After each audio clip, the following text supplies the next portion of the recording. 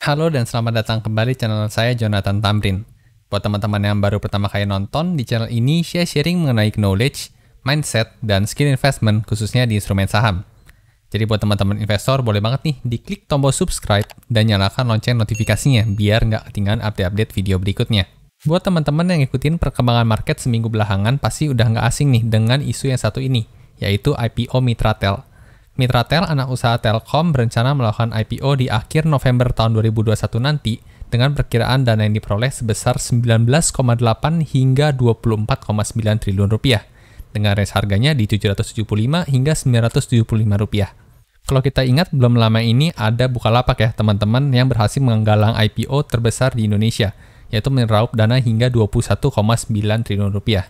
Nah, dengan adanya Mitratel, apalagi kalau nanti harga pelaksanaannya di harga tertinggi, yaitu Rp975, maka Mitratel ini berpotensi untuk mengalahkan Bukalapak nih, sebagai pencetus IPO terbesar di Indonesia. Dengan dana IPO ini, menurut prospektusnya, Mitratel yang bergerak di jasa penyewaan menara komunikasi berencana untuk menambah 6.000 tower lagi ke dalam aset mereka. Dan dengan adanya penambahan ini, Mitratel berpotensi menjadi emiten yang memiliki tower terbanyak nih dibandingkan pesaing-pesaingnya, yaitu mencapai 34 ribuan lebih tower. Nah, dengan cerita menarik tadi, apakah harga pelaksanaan IPO Mitratel di 775 hingga 975 rupiah secara valuasi masih bisa kita katakan murah, wajar, atau kemahalan? Dan bagaimana kinerja emiten Mitratel ini kalau kita bandingkan dengan emiten sejenis, yaitu ada Tebic dan Tower?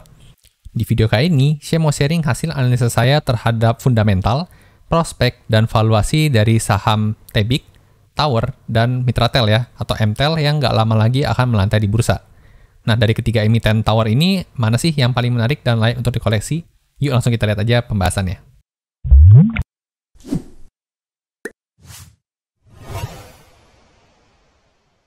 Oke, sekarang kita masuk ke pembahasan update kuartal kedua, fundamental, valuasi dan prospek dari saham Tebic, Tower, dan MTEL. Mana yang paling terbaik dan termurah? Nah, data yang saya gunakan di sini adalah data update kuartal kedua. Karena kalau kita perhatikan juga di prospektusnya Mitratel, data terakhir yang disampaikan adalah update kuartal kedua. Jadi biar fair, kita bandingkan dengan sama-sama update kuartal kedua. Oh ya, buat teman-teman yang tertarik buat baca langsung Mitratel punya prospektus, sebenarnya kita bisa langsung akses ke website mereka, tapi untuk memudahkan nanti saya juga taruh linknya di kolom deskripsi ya, nanti bisa langsung akses di sana. Nah, kita masuk ke pembahasan yang pertama. Seperti biasa kita akan bahas dulu nih sekilas profil perusahaan yang akan kita bahas. Yang pertama ada Tebic, ya dengan nama PT-nya PT Tower Bersama Infrastruktur Tbk. Yang kedua ada TOWR, nama PT-nya PT Sarana Menara Nusantara Tbk.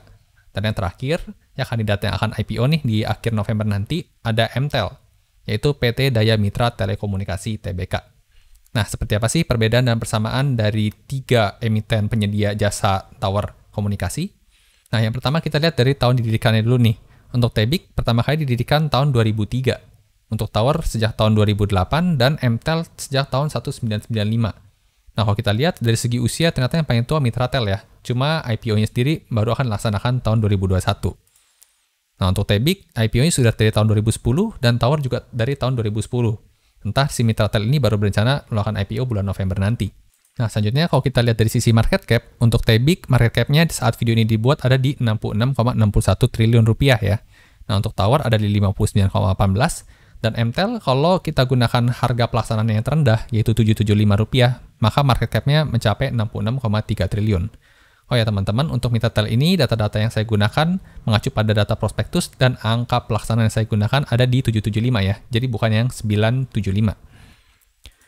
Nah, selanjutnya untuk kepemilikan masyarakatnya, untuk Tebic ada di 39%, Tower di 44%, dan Mitratel nanti rencananya ada di 29,85%.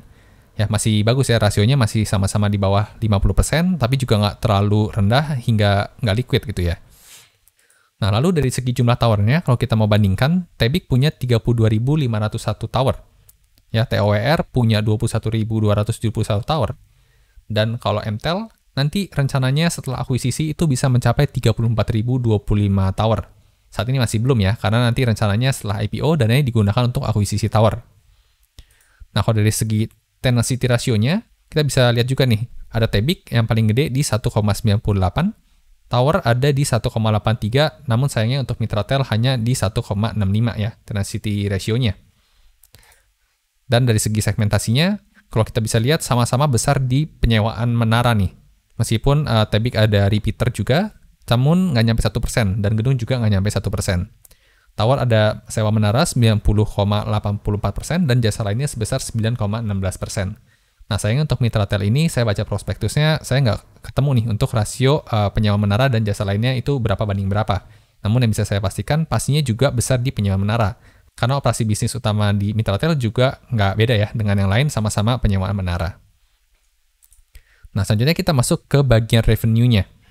Ini bagiannya sudah saya buatkan untuk revenue-nya. Bisa kita perhatikan ya. Tahun 2020, meskipun ada pandemi COVID-19, untuk usaha penyewaan tower atau menara nggak menurun ya, bahkan masih meningkat seperti itu. Dan di tahun 2021 juga bisa kita lihat masih lebih baik dibanding tahun 2020, yang berarti juga meningkat. Nah, kalau kita mau lihat datanya, selama 5 tahun CAGR terakhir, bisa kita lihat kalau Tebic nih yang punya peningkatan revenue paling tinggi. Ya, CAGR 5 tahunannya mencapai 11,23%. Sedangkan kalau kita bandingkan dengan tahun lalunya doang, Tebic meningkatkan growth-nya itu juga paling tinggi ya, 11,54%. Cuma yang unik kita bisa lihat nih, untuk Mitratel, revenue-nya di tahun 2021, expected-nya di annualize malah lebih rendah ya dibanding tahun 2020. Sedangkan dua kompetitor lainnya meningkat, cuma dia sendiri itu revenue-nya menurun dibanding tahun sebelumnya. Nah, selanjutnya kita mau lihat dari segi net profit-nya. Ini bagiannya juga sudah saya buatkan, dan ternyata bisa kita simpulkan sekilas ya, kalau Tower ini yang punya net profit paling tinggi nih, dibanding dua emiten lainnya, dan cukup besar ya gap-nya. Seperti tahun 2021 analyze ini, Tower bisa mencapai net profit 3,3T gitu ya. Dan untuk Tebic cuma 1,3T, dan sedangkan Mitratel hanya 933 miliar. Nah, kalau kita mau lihat angkanya, kita bisa lihat juga nih, ternyata 5 year CAGR-nya yang paling tinggi ada di Mitratel, yaitu mencapai growth-nya 27,57%. Dan kalau kita bandingkan dengan tahun sebelumnya juga, Mitratel juga nih yang punya growth-nya paling tinggi, yaitu mencapai 55,04%. Di sini ada hal yang menarik ya. Tadi revenue kita melihat di tahun 2021, Mitratel cukup terkoreksi ya, berkurang dibanding tahun sebelumnya. Namun secara net profit, itu malah lebih tinggi dibanding tahun sebelumnya. Nanti buat teman-teman yang tertarik buat gaya lebih dalam, bisa baca prospektusnya, saya taruh linknya di deskripsi di bawah ya. Nah, selanjutnya ada pembahasan gross profit margin-nya. Nah, di sini juga kita bisa lihat, ternyata penyewaan tower ini punya gross profit margin yang cukup besar ya. Karena sebenarnya bisnisnya cukup simple, ya sifatnya penyewaan saja. Dan untuk datanya bisa kita lihat yang punya gross profit margin paling tinggi ada di Tebic nih, yaitu mencapai 75,45% gross profit margin-nya. Sedangkan Mitratel yang nanti mau IPO bahkan belum mencapai 50% untuk gross profit margin-nya. Nah, selanjutnya untuk net profit margin juga kita bisa lihat di sini, meskipun tadi Tebic secara gross profit margin paling tinggi, namun kalau kita breakdown sampai ke net profit margin, ternyata Tower nih yang punya NPM yang paling tinggi, yaitu mencapai 42,54% dibanding dua emiten lainnya. Nah, selanjutnya dari segi ROE-nya, bisa kita perhatikan juga karena net profit margin yang paling tinggi di Tower, otomatis juga ROE-nya lebih tinggi di Tower ya, mencapai 31,95%. Nah, kalau kita perhatikan ROE Tower ini cukup jauh ya, meninggalkan dua emiten lainnya. Yang lain hanya di kisaran 15%, bahkan Mitratel sendiri masih belum mencapai 10% untuk return on equity-nya. Nah, ini dari segi profitabilitas, kita lanjut ke pembahasan dari neracanya ya. Yang pertama ada aset. Di sini ada bagannya sudah saya buatkan. Secara aset kita bisa lihat yang paling tinggi itu Tebic ya, angkanya 41T di tahun 2021 kuartal kedua. Namun kalau kita mau bandingkan secara growth-nya, 5 tahun terakhir yang paling kencang ada di Mitratel nih ternyata. Peningkatan asetnya punya CAGR hingga 35,20%. Sedangkan untuk growth bandingkan dengan tahun lalunya, juga Mitratel nih yang paling tinggi, yaitu mencapai 27,57%. Tentunya seperti biasa, aset nggak bisa berdiri sendiri ya. Kita mesti pecah lebih tinggi peningkatan asetnya karena hutang atau liabilitas, atau karena ekuitasnya. Nah, contohnya kita bahas, lihat di liabilitasnya. Nah, ini bagannya. Dan kalau kita mau lihat datanya, selama 5 tahun terakhir, ternyata yang paling kecil, ya peningkatan hutangnya itu ada di Tebic, hanya 8,65%.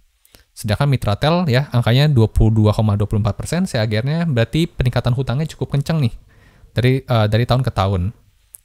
Nah, untuk growth bandingkan dengan tahun kemarinnya juga yang paling baik ada di TOWR nih ternyata, karena angkanya negatif sendiri ya, yaitu minus 0,07%. Berarti dia lebih banyak melunasi hutang. Nah, kemudian dari segi ekuitas, juga bisa kita perhatikan di sini cukup ngebut nih Mitratel ya. Sekilas dari gambar aja udah kelihatan kalau di tahun 2021 kuartal kedua tiba-tiba ekuitasnya meningkat cukup signifikan. Ya, bisa kita lihat juga datanya untuk 5 tahun CAGR, peningkatan ekuitas Mitratel nih yang paling tinggi dengan CAGR-nya 68%. Ya, cukup ngebut. Dan dibandingkan dengan tahun lalu juga Mitratel juga nih yang paling tinggi peningkatan ekuitasnya, yaitu mencapai 67,63%. Nah, di sini saya temukan hal yang menarik ya. Dari segi net profit, tadi kita bandingkan Mitratel cukup kalah dengan dua emiten lainnya. Namun kok bisa secara ekuitas ini lebih ngebut dibanding yang lain? Karena biasa kan ekuitas itu dari laba yang ditahan ya. Nah, sebenarnya ekuitas selain dari laba yang ditahan, bisa juga diterima dari penerimaan dana investor baru. Ya, jadi ada dana disuntikan baru, itu juga meningkatkan ekuitas. Dan kemungkinan besar, untuk kasus Mitratel ini, peningkatan ekuitas disebabkan oleh penambahan modal ya dari investor, bukan langsung dari laba yang ditahan. Nah, selanjutnya ada rasio debt to equity ratio atau DER. Di sini kita bisa bandingkan ya. Untuk dari Tebik, trennya menurun ya, cukup dalam, dari 7 hingga terakhir ada di 3. Namun meskipun kencang menurun, untuk rasio hutang masih tinggi nih Tebik, masih di 3. Jadi kalau dari rasio hutang kita bisa lihat paling aman atau paling rendah Mitratel nih, hanya 1,36. Ya, Tower ada di tengah-tengah, di 2,27. Nah, ini dari segi neraca ya. Selanjutnya kita lihat dari laporan cash flow-nya. Yang pertama ada cash flow from operation. Kalau kita lihat bagannya, di sini positif semua ya, angkanya di atas 0, jadi lebih banyak menerima uang masuk dibanding uang keluar. Jadi untuk ketiga emiten sama-sama baik ya, karena CFO-nya sama-sama nilainya positif. Lanjut ke cash flow from investment. Nah, di sini kita bisa lihat semuanya angkanya negatif ya. Berarti ini bagus juga, karena berarti lebih banyak ekspansi ya, karena angkanya negatif, lebih banyak uang keluar untuk sifatnya investasi. Nah, yang terakhir ada cash flow from financing. Nah, kalau kita lihat di sini ada yang unik ya. Hanya Mitratel nih yang angkanya positif terus setiap 4 tahun terakhir. Nah, cash flow from financing yang besar-besar dan positif inilah yang menyebabkan Mitratel tadi peningkatan ekuitasnya cukup ngebut ya. Meskipun net profitnya itu tergolong lebih rendah dibanding yang lain, karena dapat suntikan dana dari pihak lain. Jadi sekilas kalau dari CFF bisa kita katakan Tebik dan Tower nih yang baik secara CFF karena bernilai negatif. Berarti lebih banyak melunasi hutang dibanding nambahin hutang. Nah, selanjutnya kita lihat dari segi valuasinya. Kira-kira mana sih dari 3 emiten ini yang tergolong murah ya, atau lebih murah dibanding yang lainnya?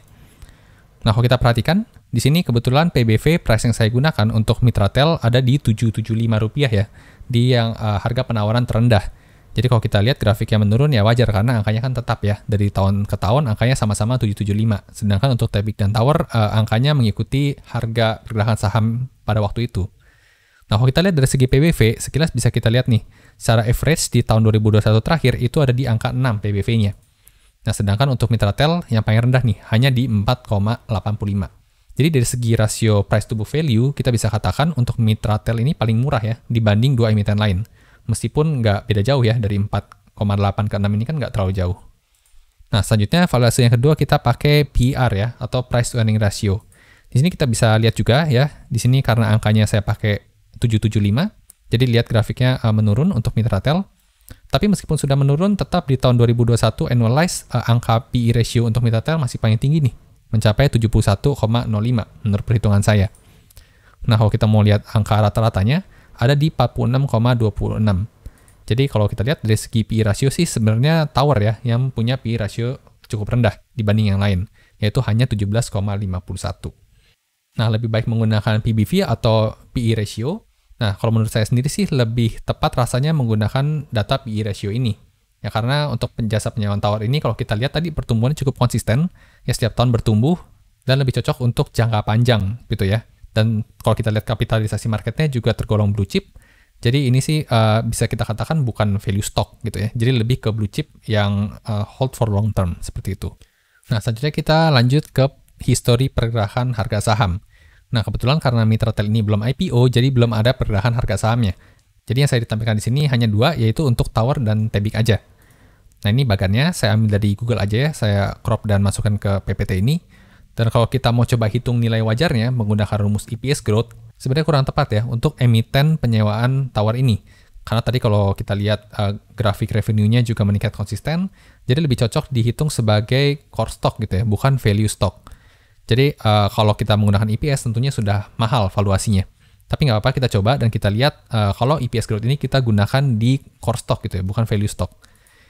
Nah, di sini saya menggunakan perhitungan harga wajar EPS growth dengan asumsi yang pertama growth EPS-nya 4% aja setahun dan inflasi itu 4,3% ya, atau 50% per 10 tahun.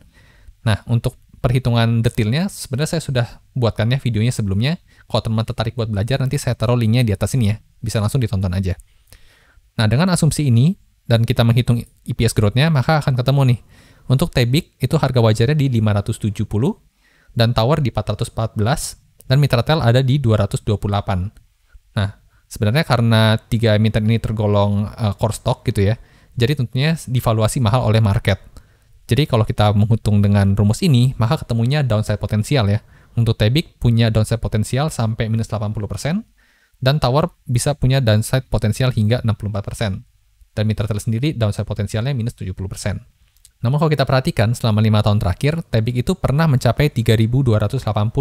Ya, Tower pernah mencapai 1.165. Nah, ini untuk perhitungan EPS growth-nya yang menurut saya juga kurang cocok ya digunakan ke saham-saham emiten penyewaan menara. Dan kalau kita bandingkan resikonya, selama 5 tahun terakhir ternyata Tebik ini pernah menyentuh angka terendahnya di 610. Ya, Tower di 472. Jadi maksimum risknya untuk Tebik ada di minus 79%, dan Tower ada di minus 59%. Mitratel kita nggak tahu karena nggak ada all-time low-nya di Google ya, karena belum IPO. Nah, apakah bisa balik ke angka terendahnya ini selama 5 tahun terakhir? Menurut saya sih sulit sekali ya, karena dari segi kinerja terus bertumbuh, jadi kayaknya susah untuk bisa balik ke angka terendahnya lagi selama 5 tahun terakhir. Yang ada potensinya cukup konsisten naik seperti itu. Nah, selanjutnya kita masuk ke prospek industri tower ya. Nah, dari analisa yang saya lakukan, saya menemukan beberapa prospek. Yang pertama ada 5G nih. Kita tahu isu 5G nggak lama lagi akan mulai banyak digunakan gitu ya di negara-negara. Dan untuk penggunaan 5G ini masih membutuhkan tambahan menara ya atas menara existing. Jadi menara yang existing ini nggak cukup nih, tetap mesti ekspansi penambahan menara lagi. Yang berarti menjadi peluang buat emiten penyewaan tower. Nah, prospek positif kedua ada COVID-19 ya. Sama ini juga masih belum tuntas, dan adanya COVID-19 ini mempercepat digitalisasi. Jadi kebutuhan untuk internet itu semakin tinggi dan semakin banyak orang yang melek penggunaan internet. Jadi ini katalis positif juga buat sektor penyewaan tower ya. Lalu kemudian yang ketiga ada ketergantungan perusahaan operator telekomunikasi terhadap jasa operator menara. Ya, seperti yang kita tahu ada contohnya kayak Indosat, XL, itu kan mereka butuh sewa ya towernya supaya jaringan mereka bisa cepat tersampaikan ke banyak lapisan masyarakat. Nah, ini salah satu competitive advantage ya buat sektor penyewaan menara, karena mau nggak mau si operator ini pasti nyewa di mereka, seperti itu. Lalu kemudian kondisi geografis negara Indonesia juga hal yang positif nih, karena bentuknya kepulauan, sehingga secara infrastruktur harus cukup kuat ya, dari segi menara perlu taruh banyak, jadi ini juga katalis positif buat sektor penyewaan menara. Dan yang terakhir, potensi penetrasi pengguna internet juga masih besar nih di Indonesia. Karena masih belum sampai 80% setahu saya, masih banyak yang masih belum menggunakan internet. Jadi masih luas prospeknya positif terbuka untuk industri tower dan telekomunikasi. Nah, selanjutnya bagian terakhir saya mau beri kesimpulan ya dari analisa yang saya buat di sini. Yang pertama, sektor penyewaan tower ini punya prospek yang positif nih dalam jangka panjang. Semakin digitalisasi, semakin internet dibutuhkan. Hingga dalam jangka panjang masih positif. Yang kedua, profitabilitas ini cukup konsisten ya, bertumbuh meskipun di tengah pandemi. Justru apalagi karena pandemi ya, semakin orang butuh untuk lebih digital. Selanjutnya, ketiga emiten ini tergolong blue chip ya, menurut saya, dan bukan value stock. Seperti tadi kita udah cek juga ya, pakai rumus valuasi nilai intrinsik. Yang value itu nggak cocok, karena ketemunya malah downside potensial. Kalau kemudian untuk valuasi IPO Mitratel saat ini menurut saya masih wajar, cenderung ke mahal. Ya, ini tadi perhitungan yang saya lakukan menggunakan angka 775, belum yang 975. 775 aja tadi menurut saya udah cukup wajar cenderung kemahalan, apalagi kalau 975. Nah, kemudian terakhir untuk emiten TOWR itu memiliki valuasi yang cenderung lebih murah nih dibanding dua emiten lain. Jadi kalau saya sendiri bandingkan antara Tebik, Tower, dan Mitratel, sama-sama bagus ya secara valuasi. Namun kalau saya diminta untuk milih satu, mungkin saya akan ambilnya lebih ke Tower dibanding Mitratel atau Tebik, karena secara valuasi masih lebih murah. Nah, tentunya terakhir saya katakan kembali kalau video ini dibuat bukan untuk menjadi rekomendasi beli atau jual ya. Teman-teman tetap harus analisa dan mengerjakan PR masing-masing atau do your own research. Oke, jadi inilah sharing analisa fundamental, prospek dan valuasi dari saham emiten penyewaan menara ya, ada Tower, Tebik, dan Mitratel. Nah, setelah dengar penjelasan tadi, bagaimana nih? Teman-teman tertarik untuk masuk ke emiten ini? Apakah nanti berencana untuk join juga untuk IPO-nya Mitratel? Tuliskan pendapat dan komentar teman-teman di kolom komentar di bawah ya, biar bisa kita diskusi lebih lanjut. Suka video seperti ini, jangan lupa di like dan bagikan ke teman-teman investor lainnya ya, supaya makin jago analisa sahamnya. Sampai jumpa di video berikutnya.